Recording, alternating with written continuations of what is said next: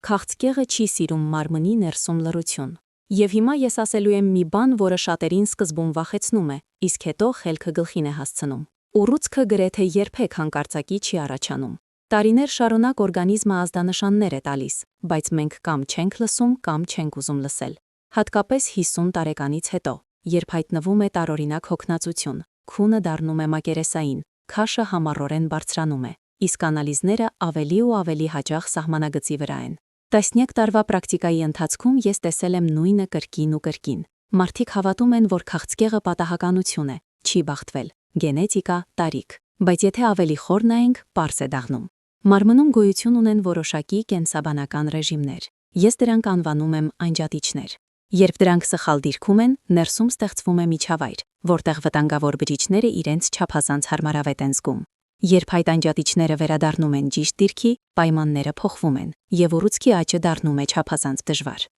Կարևոր է հասկանալ գլխավորը։ Խոսքը հրաշքների, կախարդական հաբերի կամ անմահության խոստումների մասին չէ։ Խոսքը ֆիզիոլոգիայի մասին է, այն մասին, թե ինչպես է կառուցված հասուն մարդու մարմինը եւ ինչ գործընթացներ կամ պաշտպանում են նրան, կամ ընդհակառակը թուլացնում։ Եվ այս խոսակցության վերջում ես կբացահայտեմ ամենակարևոր կետը, որի մասին չեն խոսում պոլիկլինիկաներում, եւ որ շատերը բաց են թողնում, նույնիսկ եթե մանրակրկիտ հետևում են առողջությանը։ Հենց դրա համար արժե լսել մինչև վերջ։ Տարիքի հետ օրգանիզմը փոխվում է, դա նորմալ է։ Բջիջների թարմացումը դանդաղում է, իմունային համակարգն աշխատում է այլ կերպ։ Բորբոքման մակարդակը բարձրանում է, նույնիսկ եթե մարդը իրեն ընդհանուր առմամբ առողջ է համարում։ Եվ հենց այստեղ է առաջանում բանալի հարցը. ինչու որոշ մարդկանց մոտ այս պայմաններում լուրջ հիվանդություններ չեն զարգանում, իսկ մյուսների մոտ այո։ Պատասխանը տհաճ է, բայց ազնիվ, որովհետև մարմնի ներսում միացված են տարբեր կենսաքիմիական սցենարներ։ Դրանք ձևավորվում են տարիների ընթացքում, ապրելակերպով, սովորություններով, սննդակարգով, քնի ռեժիմով, ստրեսին արձագանքով։ Եվ լավ լուրը այն է, որ այդ սցենարների որոշակի մասի վրա մենք դեռ կարող ենք ազդել, նույնիսկ 60 եւ 70 տարեկանում։ Ես հաճախ ասում եմ իմ հիվանդներին. պատկերացրեք տուն։ Եթե դրա մեջ մշտապես խոնավ մթնոլորտ է, ապա բորբոսը գրեթե անխուսափելիորեն կհայտնվի։ Բայց եթե փոխել պայմանները, օդափոխել, հեռացնել ավելորդ խոնավությունը, լույս տալ, բորբոսը չի գոյատևի։ Մարմնի հետ տեղի է ունենում նման բան։ Ուռուցքային բջիջները օտար չեն, դրանք առաջանում են մեր իսկ բջիջներից, բայց գոյատևում են միայն այն ժամանակ, երբ միջավայրը թույլ է տալիս դա։ Այսօր ես սկսելու եմ 4 հիմնական անջատիչների քննարկումը, որոնք ուղղակիորեն ազդում են այդ միջավայրի վրա։ Ոչ աբստրակտորեն, այլ իրական գործընթացների, հորմոնների, իմունիտետի, նյութափոխանակության, բորբոքման մակարդակի վրա։ Մենք առաջ կշարժվենք, հանգիստ, տրամաբանորեն, քայլ առ քայլ, որպիսի ձեր մոտ ձևավորվի ամբողջական պատկեր, եւ ոչ թե խառը խորհուրդների հավաքածու։ Ինչու է հատկապես կարևոր հենց հիմա խոսել դրա մասին։ Որովհետև 50 տարեկանից հետո մարմինն այլևս չի ների անփութությունը։ Այն այլևս այնքան հեշտությամբ չի մարում վատ քնի, մշտական ստրեսի եւ խառնաշփոթ սննդի հետևանքները, ինչպես 30 տարեկանում։ Բայց միևնույն ժամանակ այն դեռ ունի հսկայական վերականգնողական ներուժ, եթե դադարենք խանգարել նրան։ Ես տեսել եմ մարդկանց, ովքեր 62 տարեկանում փոխել են ընդամենը մի քանի կարևոր սովորություն եւ 1 տարի անց նրանց անալիզները ավելի լավ էին թվում, քան 45 տարեկանում։ Ոչ թե որովհետև նրանք բուժվում էին քաղցկեղից, այլ որովհետև վերացրել էին այն պայմանները, որոնցում այն կարող էր զարգանալ։ Եվ սա սկզբունքորեն այլ մոտեցում է, ոչ թե պայքար, այլ հիվանդությունից հողը ոտքերի տակից խլել։ Մտածեք մի վայրկյան, երբ եք վերջին անգամ իսկապես լսում ձեր մարմնին, ոչ թե ցավի պահին, այլ ավելի վաղ։ Ինչ է այն տարիներ շարունակ ասում ձեզ հոգնածությամբ, ծանրությամբ, անհանգիստ քնով։ Այս մանրուքներն են առաջին հուշումները ներքին անջատիչների դիրքի մասին։ Հաջորդիվ մենք կսկսենք ամենահիմնականից եւ միևնույն ժամանակ ամենաթերագնահատված մեխանիզմից։ Այն ազդում է եւ իմունիտետի, եւ բորբոքման մակարդակի, եւ բջիջների կարողության վրա ժամանակին ոչնչացնելու վտանգավոր փոփոխությունները։ Շատերը համարում են դա մանրուք, բայց հենց դրանից է սկսվում շղթան, որը տանում է կամ պաշտպանության, կամ օրգանիզմի խոցելիության։ Եթե համարում եք այս խոսակցությունը կարևոր, աջակցեք դրան, դրեք լայք եւ բաժանորդագրվեք։ Այդպես դուք օգնում եք այս գիտելիքները հասցնել այն մարդկանց, ում համար դրանք իսկապես կարող են անհրաժեշտ լինել։ Եվ հենց այստեղ մենք մոտենում ենք առաջին անջատիչին, Այն մեկին, որը գրեթե աննկատ օրեցօր կամ ուժեղացնում է ձեր պաշտպանությունը, կամ դանդաղորեն քայքայում է այն։ Այսպիսով առաջին անջատիչը, որի մասին ես խոսում էի, դա ցածր ինտենսիվության քրոնիկ բորբոքումն է։ Ոչ այն բորբոքումը, որն ցավում եւ կարմրում է, այլ հանգիստ, ֆոնային, գրեթե աննկատ։ Հենց այն է տարիներ շարունակ ստեղծում մարմնի ներսում միջավայր, որտեղ վտանգավոր բջիջները ստանում են առավելություն։ Տարիքի հետ նման բորբոքման մակարդակը գրեթե բոլորի մոտ բարձրանում է։ Սա հաստատված է տասնյակ խոշոր հետազոտություններով։ Անալիզներում դա կարող է թվալ բավականին անվնաս, թեթևակի բարձրացած C-ռեակտիվ սպիտակուց, սահմանագծային ֆերրիտին, գլյուկոզան մի փոքր նորմայից վեր։ Բժիշկը նայում է եւ ասում, որ ոչինչ կրիտիկական չէ։ Ֆորմալ առումով նա ճիշտ է, բայց կենսաբանությունը աշխատում է այլ կերպ։ Ուռուցքային բջիջի համար նույնիսկ փոքր, բայց մշտական բորբոքումը տաք հող է սերմերի համար։ Ինչու է դա տեղի ունենում։ Բորբոքումը ազդանշան է։ Այն ասում է բջիջներին. շուրջը վտանգ է, պետք է ավելի արագ բաժանվել, վերականգնվել, գոյատևել ցանկացած գնով։ Երիտասարդ օրգանիզմում այդ ռեժիմը միացվում է կարճ ժամանակով եւ հետո անջատվում։ 50 տարեկանից հետո այն հաճախ մնում է մշտապես ակտիվ։ Եվ իմունային համակարգը փոխանակ հանգիստ հետևելու եւ ոչնչացնելու մուտացված բջիջները սկսում է աշխատել գերբեռնվածության ռեժիմով եւ կորցնում է ճշգրտությունը։ Կա կարևոր կետ, որը հազվադեպ են բացատրում պարզ բառերով։ Բորբոքումն ուղղակիորեն ազդում է ապոպտոզի մեխանիզմի վրա, վնասված բջիջների բնական մահվան։ Նորմայում լուրջ խախտումներով բջիջը պետք է ինքնաոչնչացվի։ Բայց բորբոքված միջավայրում այդ մեխանիզմը ճնշվում է։ Բջիջը ստանում է ազդանշան չմեռնել, այլ գոյատևել։ Եվ հենց այստեղ է սկսվում խնդիրը։ Որտեղից է առաջանում այս ֆոնային բորբոքումը։ Ոչ օդից, առավել հաճախ 3 աղբյուրներից, որոնք շատերը համարում են աննշան։ Առաջինը սնունդը, արյան մեջ շաքարի մշտական ցատկերով։ Նույնիսկ եթե մարդը շաքարային դիաբետ չունի, գլյուկոզայի կանոնավոր կտրուկ բարձրացումները ուժեղացնում են պրոբորբոքային մոլեկուլների արտադրությունը։ Երկրորդ աղբյուրը քրոնիկ քնի պակասը։ 6-6 ժամից պակաս քունն արդեն մի քանի շաբաթից նվազեցնում է իմունային բջիջների հակաբորբոքային ակտիվությունը։ Երրորդը հոգեբանական ստրեսը, որը չի արձակվում, այլ կուտակվում է տարիներ շարունակ։ Ես դա տասնյակ անգամ դիտարկել եմ։ Մարդն ասում է. ես քիչ եմ ուտում, չեմ ծխում, անալիզները նորմալ են։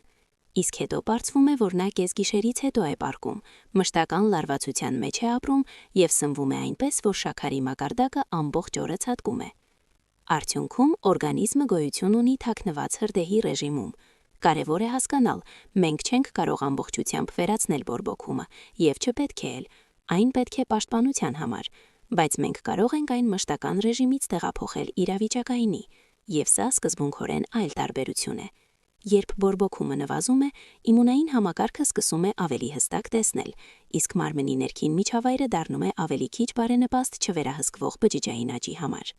Այստեղ ես միշտ առաջարկում եմ սկսել պարզ, բայց ֆիզիոլոգիաորեն հզոր քայլից։ Մինի գործողություն, որը կարող եք փորձել արդեն վաղը եւ դիմանալ առնվազն 7 օր։ Հեռացրեք վերջին ընդունումը քնելուց 3-4 ժամ առաջ եւ դարձրեք այն հնարավորինս պարզ, առանց շաքարի, սպիտակալուրի, քաղցր ըմպելիքների։ Սա կտրուկ նվազեցնում է գիշերային բորբոքային ազդանշանները։ Զուգահեռաբար փորձեք պառկել առնվազն 30-40 րոպե ավելի շուտ, քան սովորաբար։ Նույնիսկ այդպիսի փոքր տեղաշարժն արդեն ազդում է բորբոքումը կառավարող հորմոնների վրա։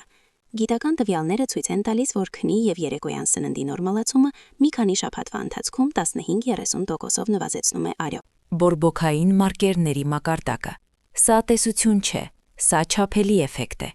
Եվ հասուն մարդու օրգանիզմի համար այն հսկայական նշանակություն ունի։ Երբ այս առաջին անջատիչը սկսում է փոխել դիրքը, շատերը նկատում են անսպասելի բան։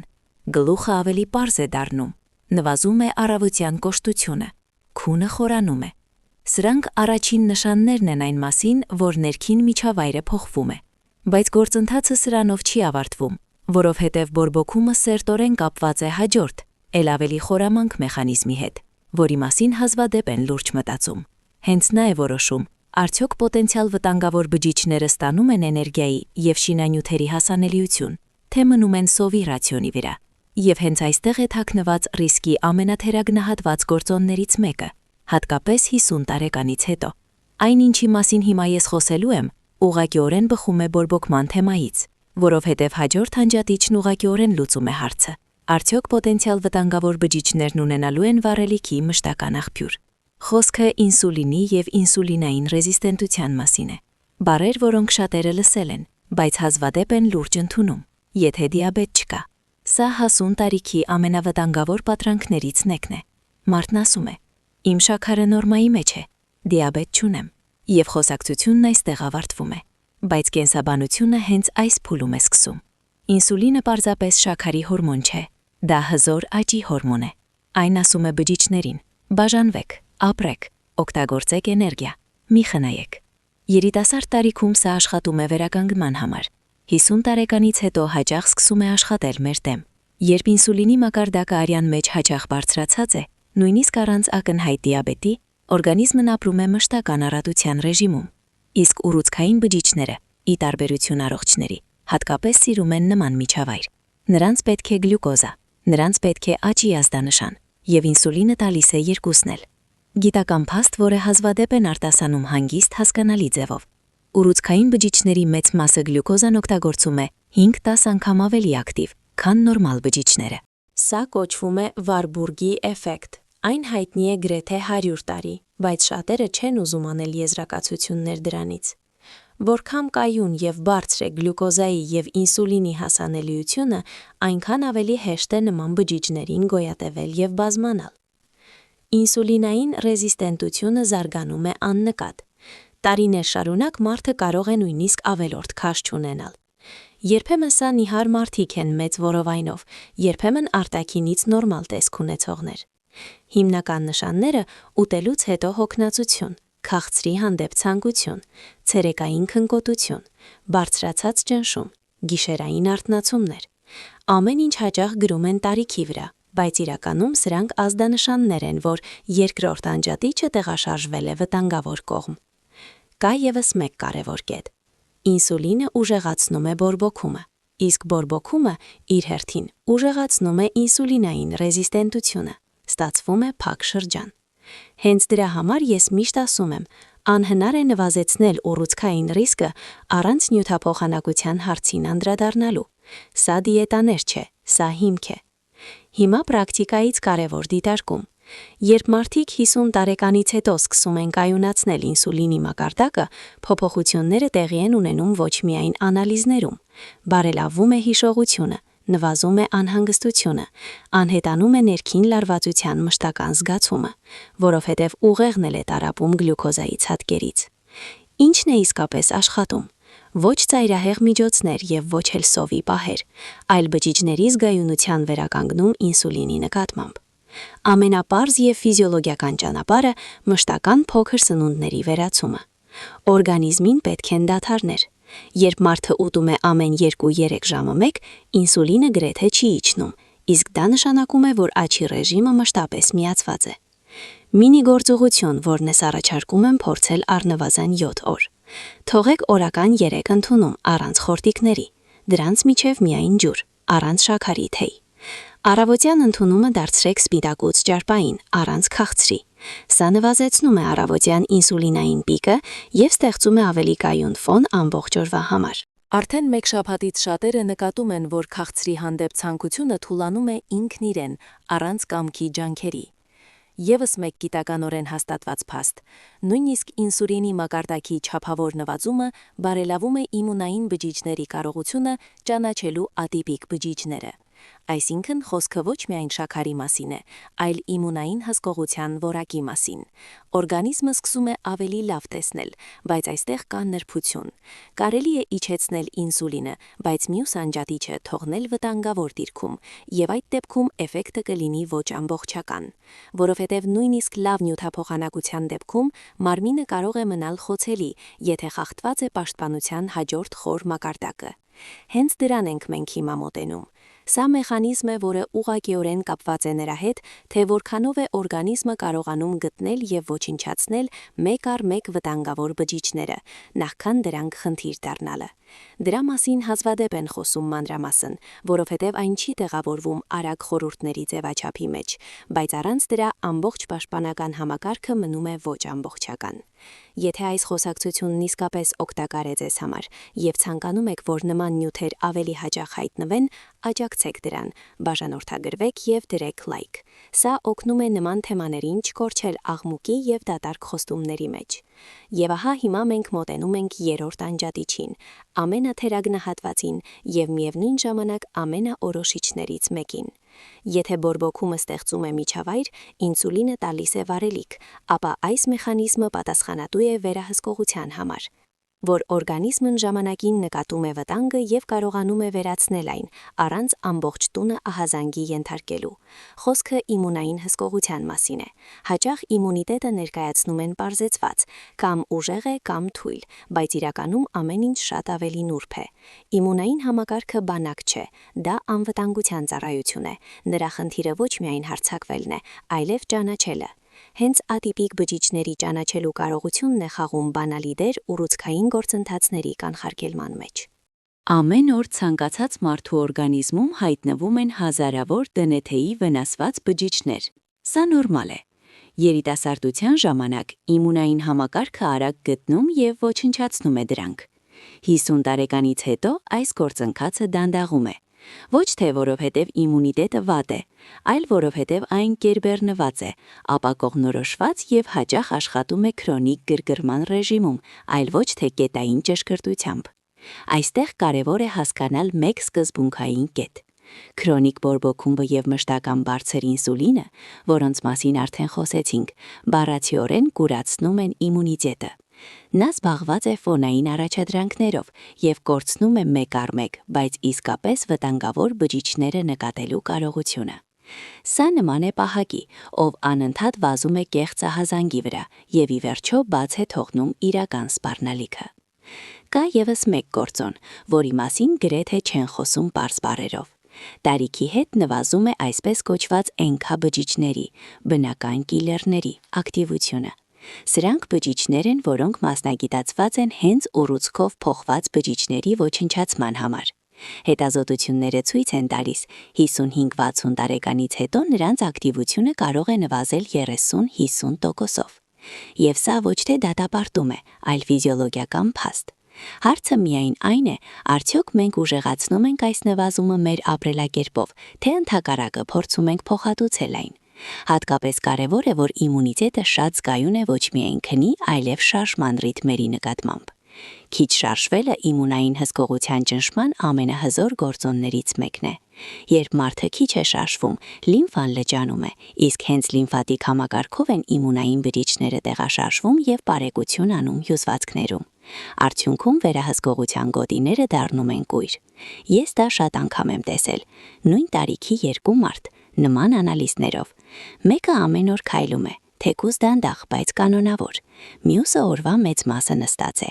Իմունային ակտիվության ցուցանիշների տարբերությունը հսկայական է, եւ սա սպորտ չէ, բարձր նվաճումներ չէ, սա ֆիզիոլոգիա է։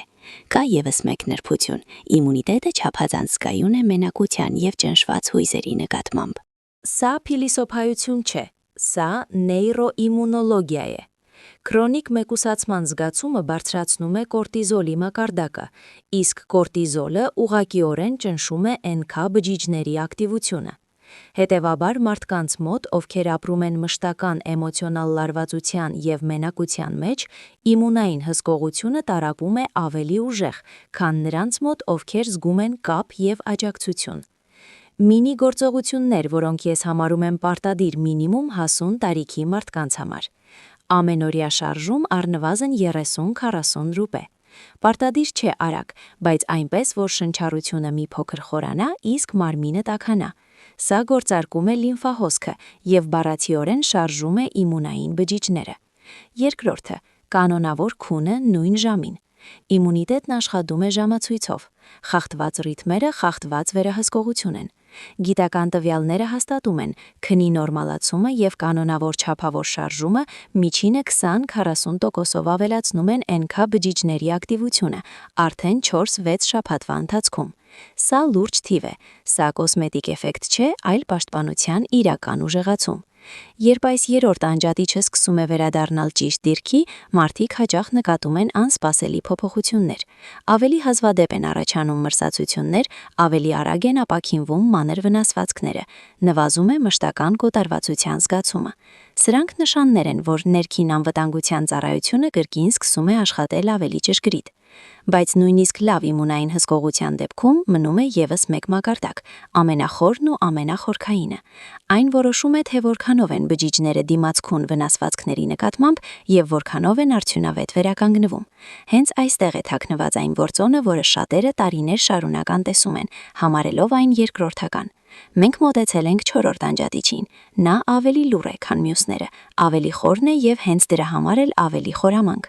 Եթե բորբոքումը, ինսուլինը եւ իմունիտետը ինչ-որ չափով զգացվում են մարմնի կողմից, ապա այս մեխանիզմը երկար ժամանակ մնում է աննկատ։ Իսկ մինչդեռ հենց նա է որոշում, թե որքանով են բջիջները կարողանում դիմակայել վնասվածքներին եւ չվերածվել վտանգավոր ձևերի։ Խոսքը բջիջների վերականգնման եւ մաքրման կարողության մասին է։ Բջիջային աուտոֆագիայի մասին։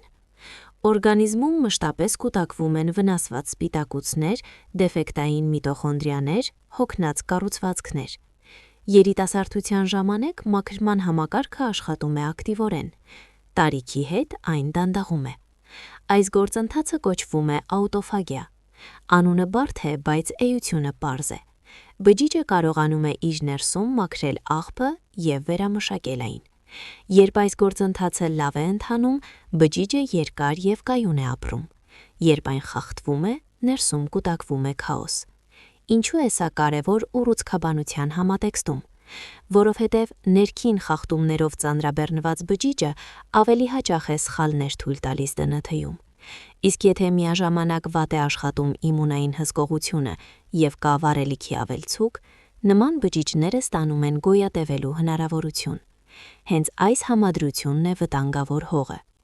50 տարեկանից հետո աուտոֆագիան նվազում է գրեթե բոլորի մոտ, բայց այդ նվազման արագությունը շատ է տարբերվում, եւ հենց այստեղ է բանալի կետը։ Մենք կարող ենք կամ արագացնել դեգրադացիան, կամ դանդաղեցնել այն ամեն օր, բառացիորեն յուրաքանչյուր ռեժիմային որոշմամբ։ Բջիջային թարմացման ամենաուժեղ արգելակը մշտական գերսնումն է։ Ոչ թե չափից ավելի ուտելը, այլ հենց դադարների բացակայությունը։ Երբ արյան մեջ մշտապես մտնում են սննդանյութեր, բջիջը չի ստանում մաքրման ազդանշան։ Նա ամբողջ ժամանակ զբաղված է նորի մշակմամբ։ Արդյունքում աղբը կուտակվում է։ Սա հաստատված է մարդկանց եւ կենդանիների փորձերով։ Մշտական էներգիայի ավելցուկի դեպքում աուտոֆագիան ճնշվում է։ Երկրորդ գործոնը ֆիզիոլոգիական հանգստի ժամանակահատվածների բացակայությունն է։ Ոչ թե քնի ինքնին, այլ խոր վերականգնման։ Մակերեսային ընդհատված քունը չի գործարկում լիարժեք վերանորոգման գործընթացներ։ Հատկապես տուժում են լյարդի, աղիքների եւ իմունային համակարգի բջիջները։ Հենց այն բջիջները, որոնք բանալի դեր են խաղում դետոքսիկացիայի եւ պաշտպանության մեջ։ Երկրորդ կետը որոշակի տեսակի շարժման դեֆիցիտն է, ոչ ուժային եւ ոչ էլ հյութիչ, այլ ռիթմիկ եւ երկարատև։ Հենց այն է խթանում միտոխոնդրիաների թարմացումը, բջիջի էներգետիկ կայանները։ Իսկ վնասված միտոխոնդրիաները չարորակ փոփոխությունների ռիսկը բարձրացնող գործոններից մեկն են։ Ես հաճախ դա դիտարկում եմ դինամիկայում։ Երբ մարդը դադարում է ուտել ուշ երեկոյան, սկսում է ավելի լավ քնել եւ ավելացնում է կանոնավոր շարժում։ Անալիզները սկսում են փոխվել ոչ անմիջապես, բայց կայունորեն։ Նվազում է օքսիդատիվ ստրեսի մակարդակը, բարելավվում են լյարդի ցուցանիշները, ընդհանուր բորբոքային ֆոնը նվազում է։ Ամեն ինչ արտացոլվում է այն, որ բջիջները սկսել են ավելի լավ մաքրել իրենց հետևից։ Մինի գործողություն, որը ես համարում եմ ամենաֆիզիոլոգիականներից մեկը։ Գիշերային ընդմիջումը սննդի մեջ 12-14 ժամ։ Օրինակ, ընթրիքը 18-ին 19-ին, իսկ նախաչաշը ոչ շուտ, քան ժամը 7-ը։ Սա ոչ սով է, ոչ էլ օրգանիզմի համար սթրես։ Սա բնական ռեժիմ է, որի ժամանակ գործարկվում են մաքրման գործընթացները։ Փորձեք դիմանալ առնվազն 7 օր։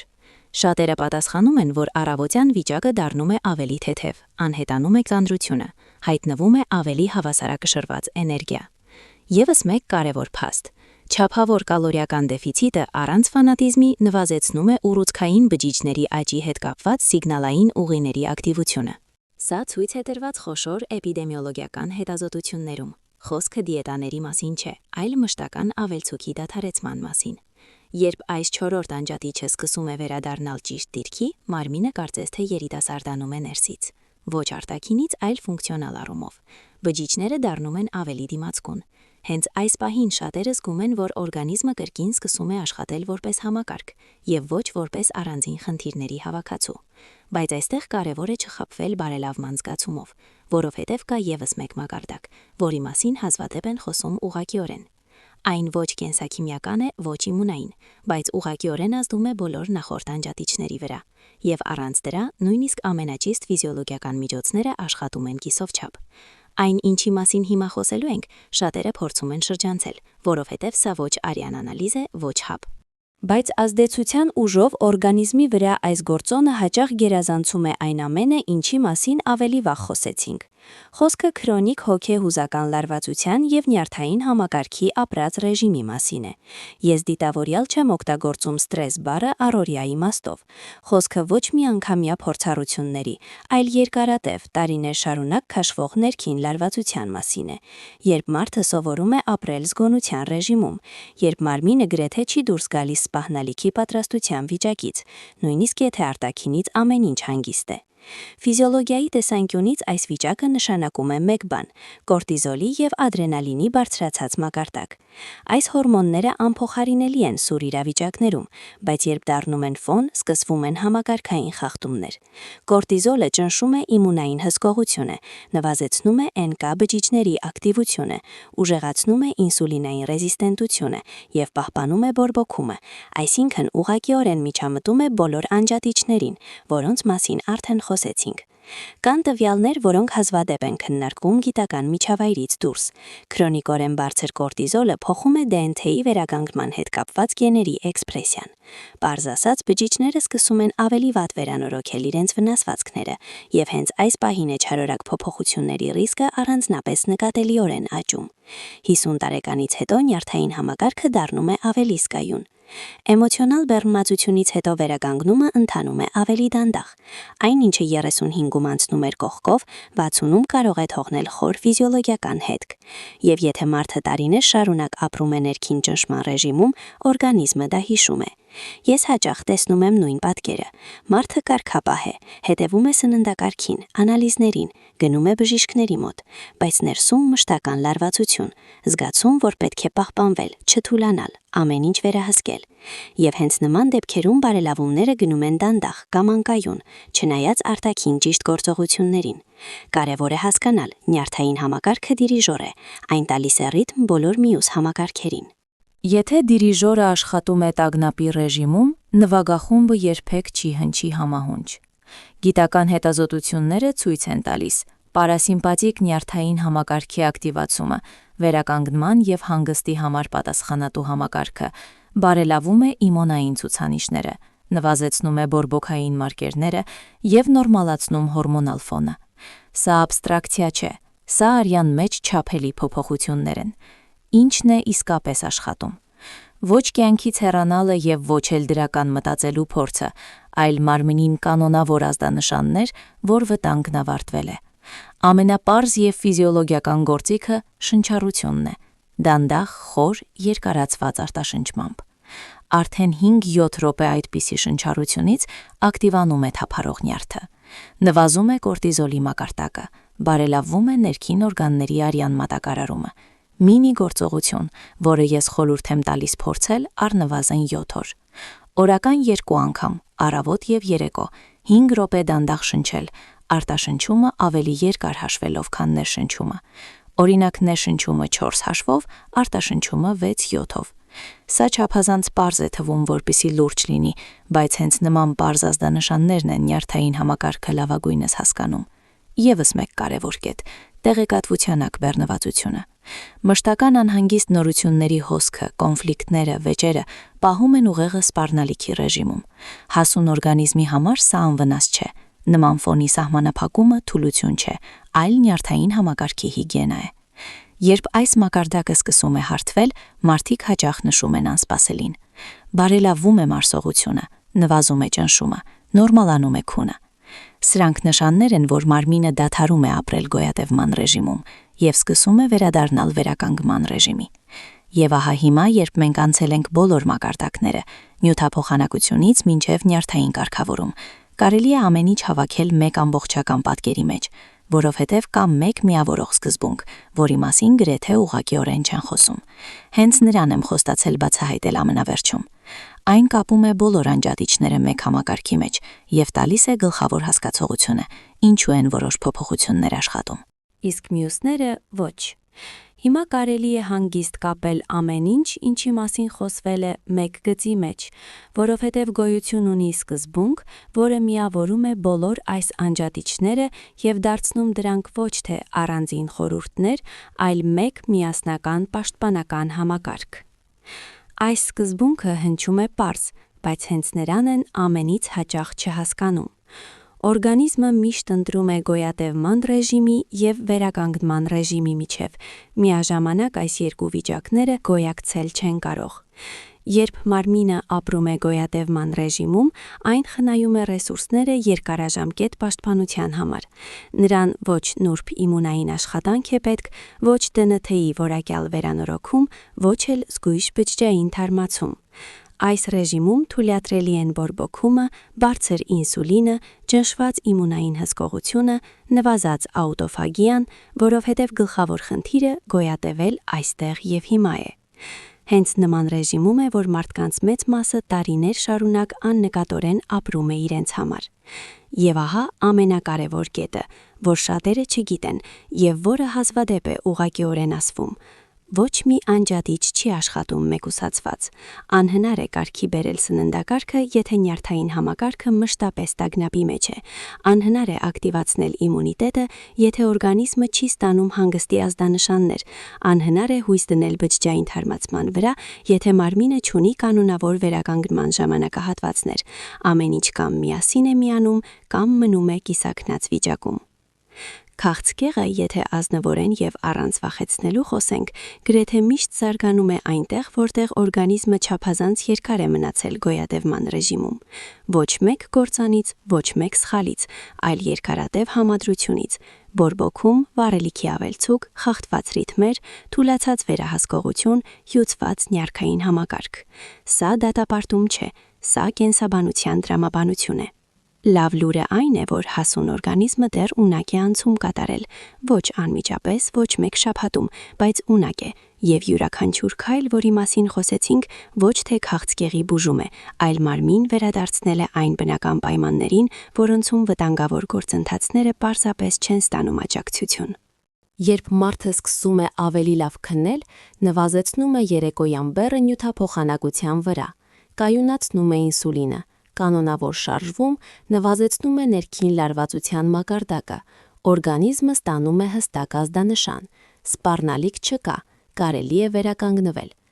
Եվ հենց այս ռեժիմում են միանում բոլոր պաշտպանական մեխանիզմները միանգամից, ոչ առանձին, այլ որպես համակարգ։ Ես ուզում եմ, որ դուք լսեք մեկ կարևոր բան. տարիքը գլխավոր ռիսկի գործոնը չէ։ Գլխավոր գործոնը այն է, թե քանի տարի է օրգանիզմն ապրում առանց լիարժեք վերականգնման։ Ես տեսել եմ 70-ից անց մարդկանց, ում ներքին համակարգերը աշխատում էին համահունչ, եւ տեսել եմ 45-ամյա մարդկանց մարմնով, որը հյուծված է քրոնիկ լարվածությունից։ Տարբերությունը ոչ թե անձնագրի թվում էր։ Եթե ամփոփենք ամեն ինչ, ինչ մենք քննարկեցինք, մարդկային ոչ թե բժշկական ձևով, դա կհնչի այսպես. վերացրեք այն ֆոնը, որում հիվանդություններին հարմար է ապրելը։ Վերադարձրեք մարմնին այն ռիթմերը, որոնցում այն գիտի, թե ինչպես պաշտպանվել։ Տվեք օրգանիզմին ժամանակ եւ տարածություն վերականգնման համար։ Պետք չէ ամեն ինչ անել միանգամից, բայց կարևոր է հասկանալ ուղղությունը։ Դուք կամ աստիճանաբար վերադառնում եք վերականգնման ռեժիմի, կամ մնում եք գոյատևման ռեժիմում, նույնիսկ եթե արտաքինից ամեն ինչ կարգին է։ Ես հաճախ ասում եմ հիվանդներիս, առողջությունը պայքար չէ, դա պայմաններ են։ Եվ երբ պայմանները փոխվում են, մարմինն ինքը անում է հսկայական աշխատանք, լուր, առանց բարձրաձայն խոստումների, բայց շատ արդյունավետ։ Եթե այս խոսակցությունը ձեզ համար կարևոր եւ օգտակար եղավ, աջակցեք դրան։ Բաժանորդագրվեք եւ դրեք լայք։ Սա պարզապես ձևականություն չէ, Այդպես դուք օգնում եք տարածել հանգիստ ազնիվ տեղեկատվություն, որը կարող է ժամանակին փոխել ինչ-որ մեկի կյանքը։ Պահպանեք ինքներդ ձեզ ոչ վախից ելնելով, այլ հարգանքով այն ճանապարհի նկատմամբ, որն արդեն անցել եք։ Հասուն մարդու օրգանիզմն ունի իմաստություն եւ ուժ, պետք է միայն դադարել խանգարել նրան եւ սկսել օգնել նրան։